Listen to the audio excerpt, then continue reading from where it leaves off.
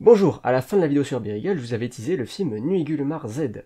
Alors, la vidéo a un peu de retard parce que j'ai mis 2 mois à me décider à le voir, mais le voici.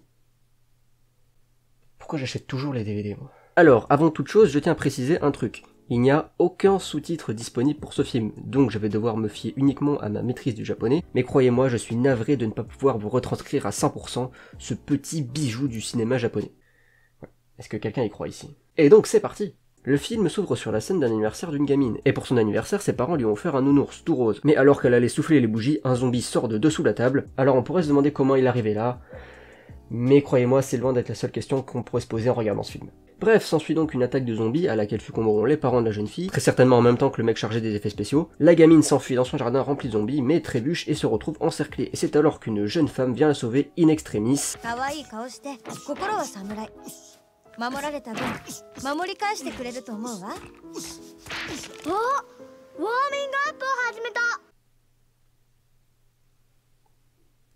J'ai pas de montre.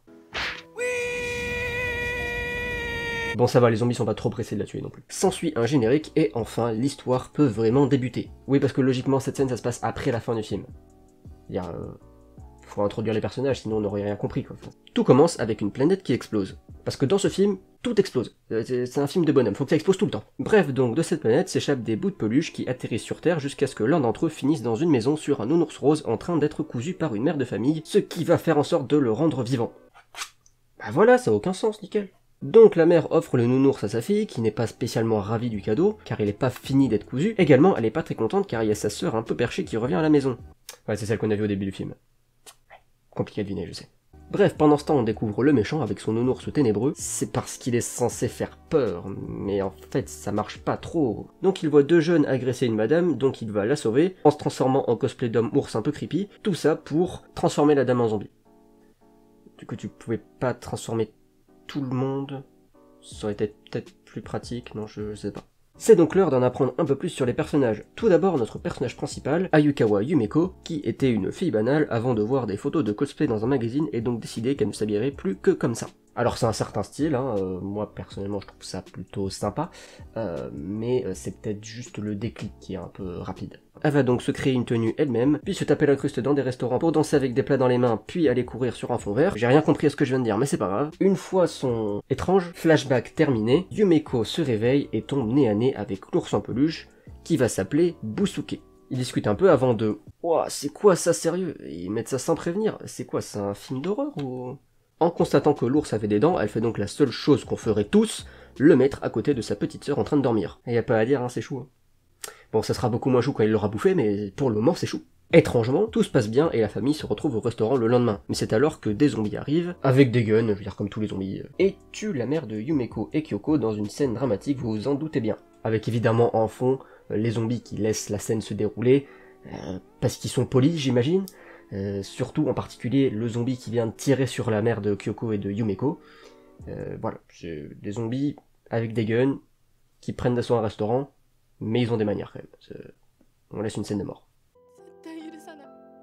Alors Kyoko, je veux bien que t'aimes pas du tout ta sœur, mais de là à lui mettre une attaque de zombies sur le dos, c'est peut-être un peu exagéré. S'ensuit une scène de bataille digne évidemment des plus grands classiques du genre, genre le nounours tire au gun et pète à la gueule des zombies, et comment il arrive à faire ça, je sais pas, mais j'ai pas spécialement envie de le savoir. Bon, pendant ce temps, Kyoko s'est enfuie, mais est poursuivie par des zombies. C'est alors que Yumeko fait la rencontre du méchant du début, qui s'appelle Takeshi, vous faites ce que vous voulez de cette information, qui est accompagné de 2 sbires, à savoir Lolita, oui c'est bien son nom, et Billy, sacré nom de méchant. Bon, la Lolita a un bras qui peut tirer des balles, et Billy peut tirer des cuillères. Alors ok pourquoi pas, je mets pas en doute le fait que tu te prends une cuillère sur la gueule, ça fait mal.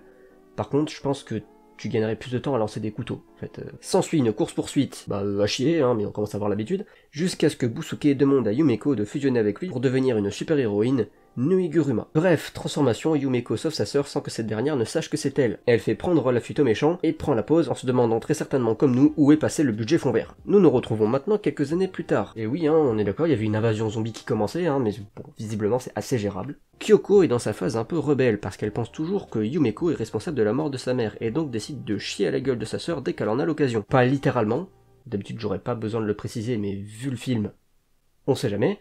Bref, Kyoko a rendez-vous dans un grand bâtiment pour faire un séminaire de musique. Là-bas, elle retrouve Koji, son ami un peu relou qui sait pas bouffer sans s'en foutre partout, non mais quand même quoi, il y a une limite. C'est là que Billy les repère et décide de les faire venir avec lui. Évidemment, on a appris à Kyoko à ne pas suivre les inconnus, donc elle refuse. Mais non, je déconne, elle va le suivre. Et vous savez quoi, vu que Billy il a exactement les mêmes grains de beauté là que Niguruma, et ben elle va croire que c'est lui. Qu'est-ce qu'elle est conne. Bref, donc elle va assister à une réunion de l'espèce de gourou qui se transforme en ours ténébreux, qui est juste là pour asperger les gens avec de la fumée qui sort de ses mains. Fumée qui les transforme en zombies, bien évidemment. Donc, pendant ce temps, Yumeko a été prévenue par le pouvoir du scénario et arrive en vélo dans le hall du... Mais pourquoi ils sont filmés comme ça? On dirait qu'elle fait un vlog là. Bon, elle va utiliser Busuke pour éliminer ses adversaires en lui tapant sur le ventre pour le faire péter. Et vous savez, il n'y avait pas besoin de ça pour que ça soit un film de merde. Ouais, j'adore mes fans.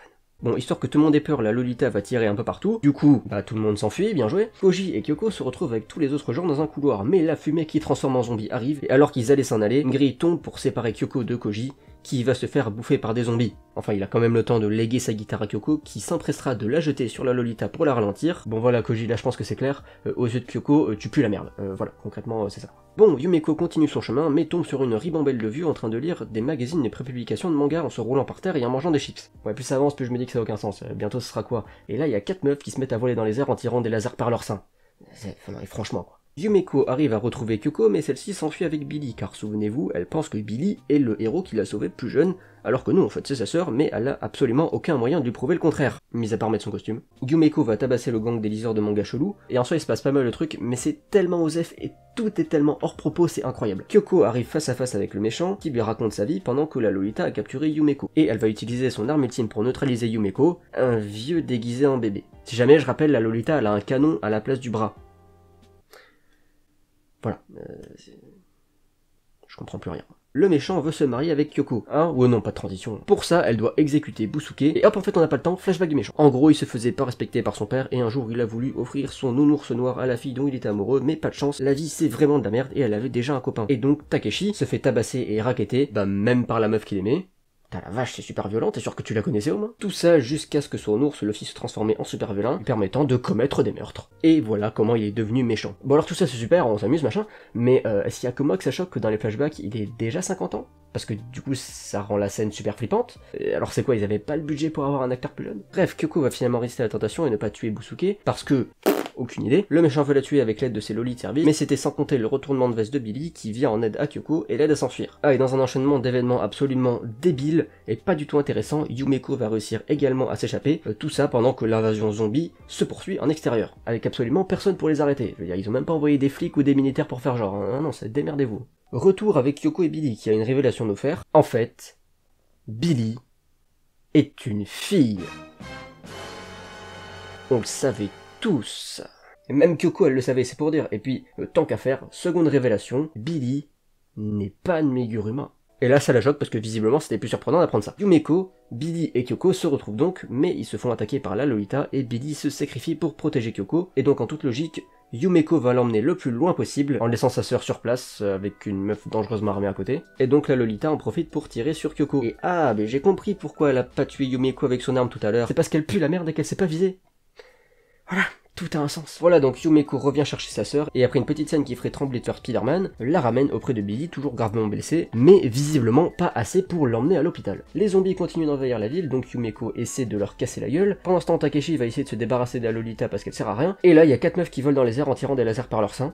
Prévisible. Et donc ça fait exploser la ville. Et je dois bien avouer que s'il y a une menace à laquelle on n'est pas spécialement préparé, c'est peut-être bien celle-là. Bon, on arrive sur le final, donc la Lolita qui est toujours vivante nous fait encore une démonstration de son inutilité, donc elle arrive pas à tuer le méchant. Pendant ce temps, Kyoko décide d'aller jouer de la guitare pour calmer les zombies, je déconne pas, c'est vraiment ce qui se passe, et Yumeko va affronter Takeshi, sauf que le nounours de Takeshi est pris de remords et ne veut pas tuer Busuke, son pote nounours extraterrestre rose, donc il s'allie à Yumeko, qui se transforme en Noiguruma pour un duel final d'anthologie dans toute la ville. La Lolita, entre-temps, elle a décidé de monter sur un immeuble pour tuer les 4 meufs tireuses de laser, avant de mourir elle-même dans une explosion. Pourquoi je regarde ça moi déjà? Et puis donc Yumeko part jusque dans l'espace pour tabasser Takeshi, et finalement, elle y arrive et il se désintègre et enfin Yumeko peut revenir sur Terre où elle assiste à la mort de Billy. Ouais non, visiblement l'hôpital c'est toujours pas une option. Tout est bien qui finit bien. Enfin maintenant on sait comment contenir une attaque de zombies, ça veut dire c'est plutôt pas mal. Et le film se conclut sur une tentative de braquage d'un restaurant.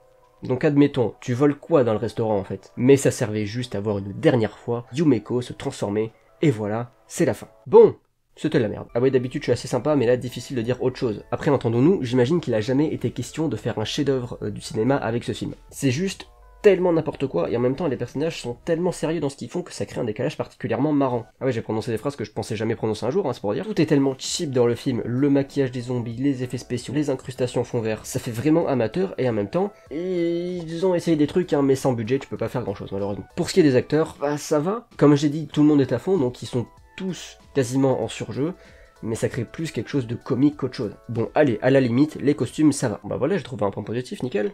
En fait, c'est vraiment compliqué de trouver des trucs à dire. Bah ouais, à chaque fois qu'il se passe un truc, ça te surprend tellement plus que, je veux dire, t'as juste hâte que ça se termine, en fait. C'est une sorte de nanar, on peut dire, même si dans le sens strict du terme, un nanar, c'est un film qui a été pensé pour être sérieux dans son propos, mais qui au final est totalement ridicule. Là, bah le film est complètement fait pour n'avoir aucun sens. Et bon, bah bien joué, ça donne le résultat escompté. Et moi, je vais pas pouvoir ajouter grand chose de plus. Mis à part que si vous voulez voir ce film, déjà en bonne qualité, ce sera compliqué, parce que le film est trouvable uniquement en basse qualité sur internet, donc faudrait importer le DVD du Japon, et je veux dire, qui serait assez con pour importer ce DVD du Japon? Baisez-vous. Mais surtout, je suis pas sûr que ça en vaille la peine. C'est divertissant certes, mais il y a bien mieux à voir. Et moi, je vais vous laisser là. Mais avant toute chose, j'ai quelques trucs à vous dire. Déjà, si vous ne l'aviez pas vu, il y a un serveur Discord qui est dispo dans la description. Voilà, j'oublie toujours de le puber, donc là, c'est fait. Également, je projette toujours de faire une FAQ, même si j'oublie tout le temps, mais c'est pas grave. Donc si vous avez des questions, n'hésitez pas à les mettre dans les commentaires, peu importe la question. Vous pouvez les mettre dans les commentaires ou me MP sur Twitter ou sur Instagram, c'est pas grave, ou même sur mon Discord, y a pas de souci. Et voilà, moi je vais vous laisser là. Si la vidéo vous a plu, n'hésitez pas à la liker, à mettre un commentaire et à vous abonner à ma chaîne si mon contenu vous plaît. Moi je vous retrouve une prochaine fois. Au revoir.